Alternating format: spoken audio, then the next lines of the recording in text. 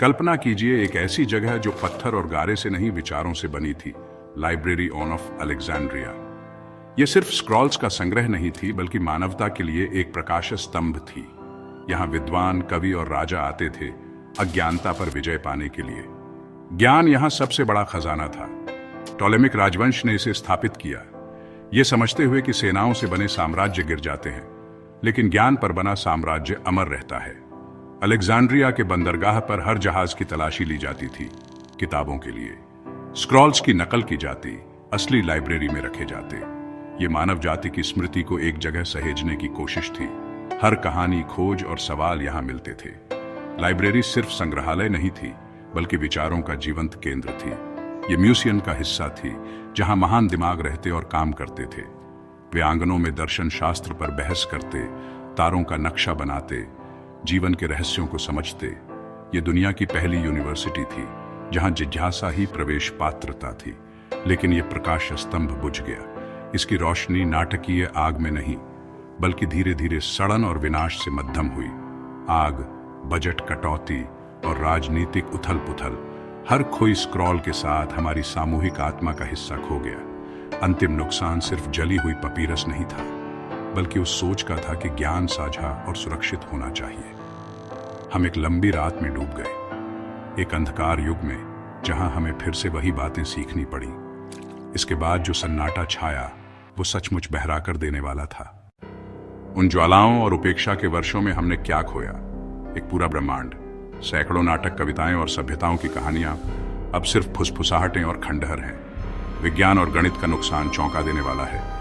Archimedes के आविष्कार, अरिस्टार्कस के खगोलीय चार्ट, सब गायब। अरिस्टार्कस ने पृथ्वी को सूर्य के चारों ओर घूमता बताया था कोपरनिकस से 1800 साल पहले।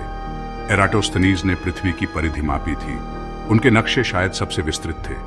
लाइब्रेरी में शायद ऐसी मेडिकल टेक्स्ट्स थी जिनसे बीमारियों का इलाज सदियों पहले मिल सकता था। यह सिर्फ सैद्धांतिक नहीं, व्यावहारिक ज्ञान था जो जिंदगियां बचा सकता था। विनाश एक घटना नहीं, बल्कि धीमी, दर्दनाक प्रक्रिया थी। हर कोई स्क्रॉल अतीत का एक दरवाजा बंद कर देती थी। हम अनाथ रह गए। फिर से दुनिया के सबक कड़ी मेहनत से सीखने को मजबूर हो गए। ज्ञान सिर्फ खोया नहीं गया, उसे मिटा दिया गया, जिससे एक खालीपन रह गया। अब हम सिर्फ अटकलों और पछतावे से उस जगह को भर सकते हैं। अगर लाइब्रेरी बची रहती तो शायद आज की दुनिया 1000 साल पहले आ जाती। हीरो ऑफ अलेक्जेंड्रिया का स्टीम इंजन अगर ज्ञान साथ होता तो असली शक्ति बन सकता था। आर्किमिडीज के खोए हुए मैकेनिक्स से मशीनें, पंप और वाहन बन सकते थे। भाप से चलने वाले करघे, क्रेन और गाड़ियां, ये सब प्राचीन दुनिया में संभव थे। तरक्की सिर्फ मशीनों तक सीमित नहीं रहती, मेडिकल ज्ञान में भी छलांग लगती। डॉक्टर सर्कुलेशन, संक्रमण और सफाई को सदियों पहले समझ सकते थे। औसत जीवन काल बढ़ सकता था, समाज ज्यादा स्वस्थ और सक्षम होता। लाइब्रेरी एक तरह से दुनिया का पहला इंटरनेट थी, ज्ञान का केंद्रीकृत केंद्र। अगर ये बची रहती तो खोज और नवाचार का चक्र तेज चलता, कोई डार्क एज नहीं होती। प्राचीन दुनिया की रोशनी लगातार जलती रहती, प्रगति का रास्ता रोशन करती। अगर लाइब्रेरी बच जाती तो ये सोच और कला का पुनर्जागरण शुरू कर देती। इटली से सदियों पहले प्लेटो, अरस्तु और स्टोइक दार्शनिकों के विचार लगातार चर्चा में रहते। इससे ज्यादा न्यायपूर्ण और बराबरी वाले समाज बन सकते थे। मानव अधिकारों और स्वतंत्रता के विचार रोमन साम्राज्य में जड़ें पकड़ सकते थे। कला पर भी असर होता। प्राचीन ग्रीस के सारे नाटक, संगीत सिद्धांत और वास्तुकला के सिद्धांत मिलते। शिक्षा का मॉडल, माउसियन, दुनिया भर में फैल सकता था। ज्ञान सबके लिए होता, यह सभ्यता की मूल भावना बन सकता था। विश्वविद्यालय और सार्वजनिक पुस्तकालय महाद्वीपों में पहले बन सकते थे।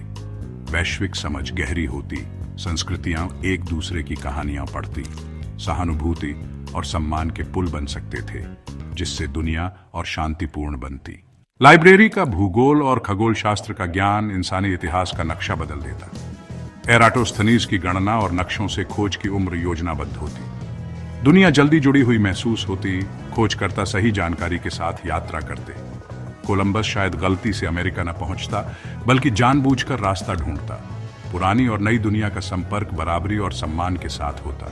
खगोल शास्त्र का ज्ञान हमें ब्रह्मांड को बेहतर समझने देता। गैलीलियो को विधर्मी नहीं, उत्तराधिकारी माना जाता।